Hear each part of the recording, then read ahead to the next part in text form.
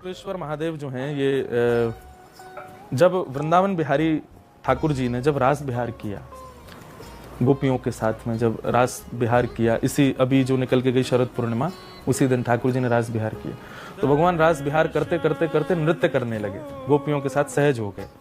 तो जैसे ही सहज हुए ना, तो महादेव क्या करते हैं, कैलाश पर बैठे नेत्र बंद करके 24 घंटे ठाकुर जी की लीलाएं देखते रहते हैं, चिंतन करते रहते हैं कैसी लीला चल रही है। तो जैसे ही ठाकुर जी नृत्य करने लगे तो महादेव अपने आप को रोक नहीं पाए, तुरंत पार्वती से बोले मैं जा रहा हूँ। बोले कहाँ जा रहे हो? बोले वृंदावन जा रहा हूँ। बोले क्यों? बोले बिहारी जी रास कर रहे हैं वहां पे। तो जैसे ही वृंदावन दौड़े, वृंदावन भागे भागे आए महादेव। जैसे ही वृंदावन पहुंचे तो गोपियों ने मार्ग रोक दिया। महादेव बोले भीतर जान दो, रास चल रहा है, मैं भी जाऊं। गोपियां बोली एक ही पुरुष अलाव है और वो श्री कृष्ण, उनके अलावा और कोई पुरुष भीतर नहीं जा सकता, माफ कीजिए आप तो पुरुष वेश में हो। महादेव बोले क्या करूं, कैसे करूं, कहां जाऊं? तभी महादेव ने एकांत में जाके, महादेव का नियम है, उनको जब भी प्रसाद पाना होता है तो वो अपना कमंडल आगे करके करते हैं भिक्षाम देही, और कहीं भी जंगल में हो, पहाड़ पर हो, नदी के किनारे हो, तुरंत अन्नपूर्णा मैया प्रकट हो जाती हैं और उनका कमंडल भर देती हैं। अन्नपूर्णा माने पार्वती। तो जैसे ही कमंडल आगे किया भिक्षाम देही, तुरंत अन्नपूर्णा मैया प्रकट हुई, कमंडल भरने लगी अन्न से। महादेव ने पीछे के बोले आज अन्न नहीं चाहिए। बोले तो? बोले आपका श्रृंगार दो मुझको, आज मुझे गोपी बनाओ।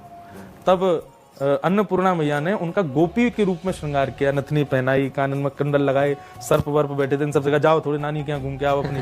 हाँ, आज फिर कानों में कुंडल, गले में हार, बढ़िया सुंदर नथनी श्रृंगार किया, आंखों में काजल लगाए, बढ़िया मूंछों में इत्र लगाया, महादेव के बढ़िया सुंदर जो एक गोपी का रूप होता है वो धारण कराया।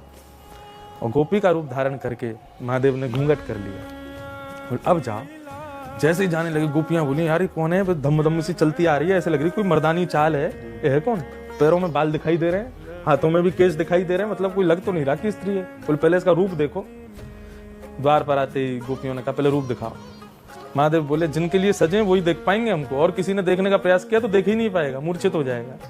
गोपी बोली नहीं, रूप तो दिखाना पड़ेगा। जैसे ही महादेव ने अपना रूप दिखाया, आहा, नेत्रों में बढ़िया लाल लाल आंख हो गई हैं, कटाक्ष नेत्र कमल जैसे, उनमें काजल लगाए, तीसरा नेत्र फड़फड़ा रहा है कि कब श्याम सुंदर आए, मैं खोल के उनका दर्शन कर लूं।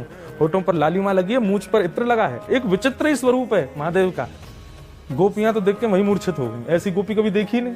महादेव बोले हम पहले ही मना कर रहे थे मत देखो, नहीं तो रोकने लायक ही नहीं बचोगी। जैसे ही महादेव को ठाकुर जी ने भीतर से देखा, दौड़ करके गए और लेकर के वृंदावन में प्रवेश किया, और फिर महादेव के साथ गोपी वो बने और ठाकुर जी ने उनके साथ रास किया। तब से हमारे वृंदावन में गोपेश्वर महादेव विराजमान है। तो गोपी बाह्य रूप से एक श्रृंगार है, पर आंतरिक रूप से एक स्वभाव का नाम है गोपी।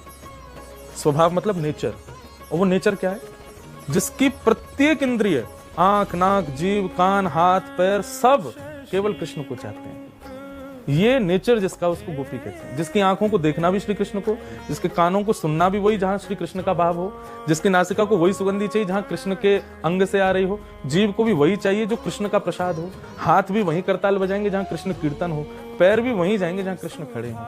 मतलब कृष्ण के अतिरिक्त और कुछ भी जिसको ना चाहिए हो, उसको गोपी कहते हैं। ये एक ट्रू डेफिनेशन है जो लोगों ने गलत पहले बना रखी है चीजें। वही मैंने इसलिए पहले वो बताया कि वो बाह्य श्रृंगार, पर ट्रू गोपी किसको कहते हैं? जिसको और कोई इच्छा ही नहीं है, उसकी सारी इच्छाओं में केवल श्री कृष्ण है, उनके अतिरिक्त और कुछ भी ना चाहिए हो, उसको गोपी कहते हैं। वाह वाह।